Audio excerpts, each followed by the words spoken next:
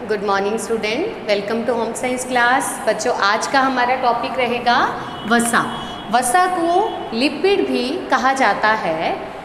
वसा भी एक कार्बनिक यौगिक है। कार्बनिक यौगिक मतलब इसमें भी कार्बन उपस्थित होता है।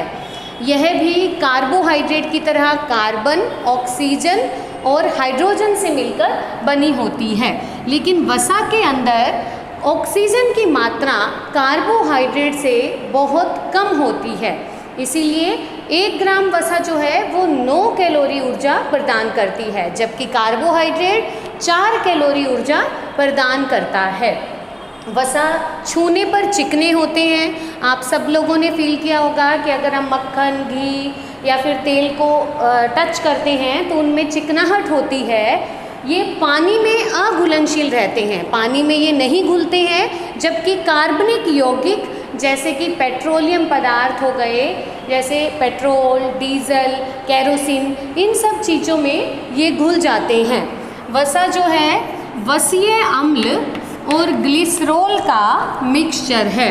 ग्लिसरॉल और वसीय अम्ल मिलकर वसा का निर्माण करते हैं। एक अणु जो है वो ग्लिसरॉल का होता है, जबकि 3 अणु जो है वो वसीय अम्ल के होते हैं। ये मिलकर वसा का निर्माण करते हैं। और अगर संगठन में देखा जाए तो हमने पहले ही पढ़ लिया कि संगठन किन किन चीज़ों से मिलकर बनी है। वसा जो है वो कार्बन, हाइड्रोजन व ऑक्सीजन से मिलकर बनी है। ऑक्सीजन की मात्रा इसमें कार्बोहाइड्रेट की तुलना में बहुत कम होती है। नेक्स्ट आ जाता है वसा का वर्गीकरण। वर्गीकरण करने से पहले हम वसा व तेल में अंतर को पढ़ेंगे।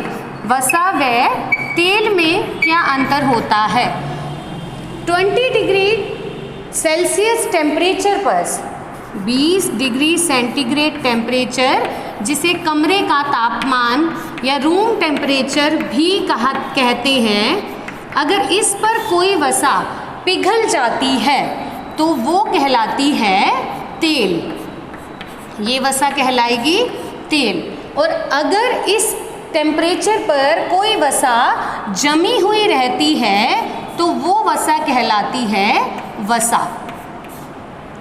तो ये डिफरेंस है मुख्य तेल और वसा में। 20 डिग्री टेम्परेचर पर अगर वसा पिघली हुई होती है तो वो तेल कहलाती है, अगर वसा जमी हुई है तो वो वसा कहलाती है। वसा के अंदर जो है वो संतृप्त वसीय अम्ल होते हैं, जबकि तेल के अंदर असंतृप्त वसीय अम्ल होते हैं। असंतृप्त वसीय अम्ल जो है उनमें कोलेस्ट्रॉल की मात्रा कम होती है, मतलब ये हमारी बॉडी के लिए इतने हार्मफुल नहीं होते, जबकि संतृप्त वसीय अम्ल हमारे शरीर के लिए हार्मफुल होते हैं। अगर अधिक मात्रा में व्यक्ति इनका सेवन करता है तो शरीर में कोलेस्ट्रॉल की मात्रा बढ़ने लग जाती है, जिसके कारण कि वो धमनियों के आंतरिक दीवारों पर जो है इकट्ठा होने लग जाता है, जिससे धमनियों का आकार छोटा हो जाता है। और कोलेस्ट्रॉल धमनियों में जमने के कारण रक्त का प्रेशर बढ़ जाता है, जिससे हाई ब्लड प्रेशर या उच्च रक्तचाप की स्थिति उत्पन्न हो जाती है। अब हम करेंगे वसा का क्लासिफिकेशन या वर्गीकरण। वसा को मुख्य रूप से 3 भागों में वर्गीकृत किया गया है। साधारण वसा, संयुक्त वसा और व्युत्पन्न वसा। साधारण वसा ये बिल्कुल वसा की सिंपल फॉर्म होती है। इसमें घी या तेल आ जाते हैं। घी या तेल एक प्रकार की साधारण वसा है। यह ग्लिसरॉल और वसीय अम्लों से मिलकर बनी होती है।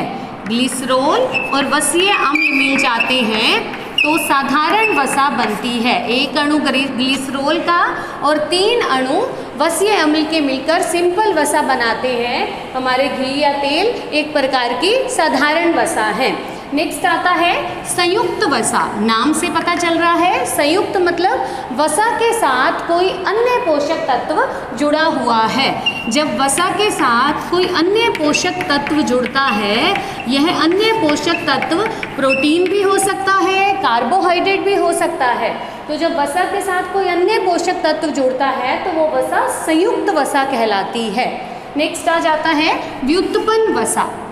व्युत्पन्न मतलब नए उत्पन्न होने वाले पदार्थ। जब वसा से कोई अन्य पदार्थ उत्पन्न होते हैं, जब वसा का जल अपघटन होता है तो उससे जब कोई नए पदार्थ बनते हैं तो वो वसा कहलाती है व्युत्पन्न वसा। मतलब वसा से जब नया पदार्थ उत्पन्न होता है, इसमें मुख्य रूप से वसीय अम्ल आ जाते हैं। वसा को जब तोड़ा जाता है, उसका जल अपघटन होता है तो वो ग्लिसरॉल और वसीय अम्ल में चेंज हो जाती है।